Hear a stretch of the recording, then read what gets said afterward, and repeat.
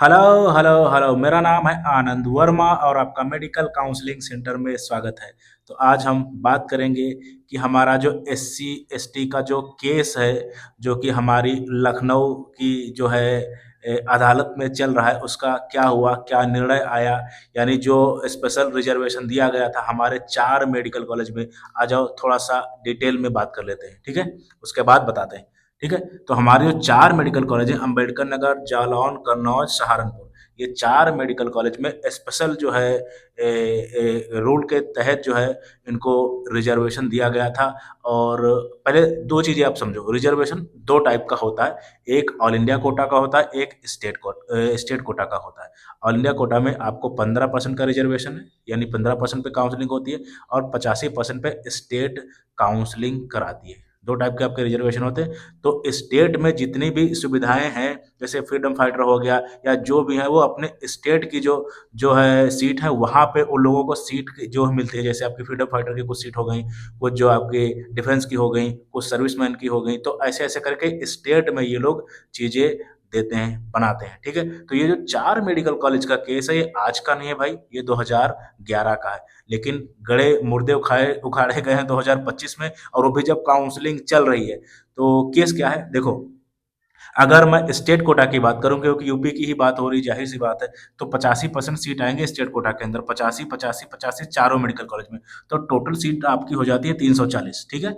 और इसमें एससी की अगर बात करें तो 85 सीट में से 62 सीट केवल एससी की हैं। अम्बेडकर नगर में, जालौन में 62 सीट, ऐसे जितने भी चारों मेडिकल कॉलेज हैं, हमारी 248 सीट है, यानी 340 में से 248 सीट केवल एससी कैटेगरी की हैं। और अगर एसटी की बात करें तो 20, और अगर ओबीसी की बात करें तो 44। तो जो हमारा सुप्रीम कोर्ट का एक ऑर्डर है, जिसमें 50% से ज़्यादा आपको रिजर्वेशन नहीं दिया जा सकता, उसके तहत इन चार, केवल केवल 4 कॉलेज की बात हो रही है। इन 4 कॉलेज में जो एस सी एस टी का जो रिजर्वेशन है, आपको पता होगा 21% है एस सी का, और एस टी का 2% है, यानी दोनों को मिला के 23%। 23% रिजर्वेशन है। लेकिन इन 4 कॉलेज में इनको बढ़ा के 79 80% के आसपास कर दिया गया। ये आपकी सीट मैट्रिक्स है, इसी का केस था। तो अभी आगे क्या होगा, देखो सीधी सी बात है, नॉर्मल एकदम सब कुछ वैसे ही रहेगा। ज्यादा से ज्यादा ये हो जाएगा, हाई कोर्ट सुप्रीम कोर्ट का गेम होगा, स्टे लग जाएगा, कुछ भी नहीं होने वाला। 99.99% यही होगा।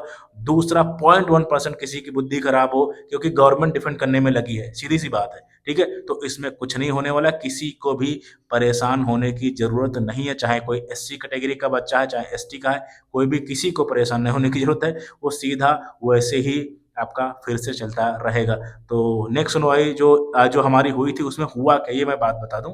4 तारीख को जो है आपको डेट बढ़ा दी गई है, यानी 4 तारीख को आपका जो है कल कल आपकी सुनवाई फिर से होगी। और रिजल्ट मैंने पहले ही बता दिया, सब कुछ नॉर्मल वैसे ही रहने वाला है। और 0.1% अगर दिक्कत हुई तो रीनीट रीनीट नहीं मैं बोलूँगा, फर्स्ट राउंड उसको दोबारा कराना पड़ सकता है। लेकिन क्या 4 कॉलेज का कराएंगे, तो भाई ऐसा बिल्कुल पॉसिबल नहीं है।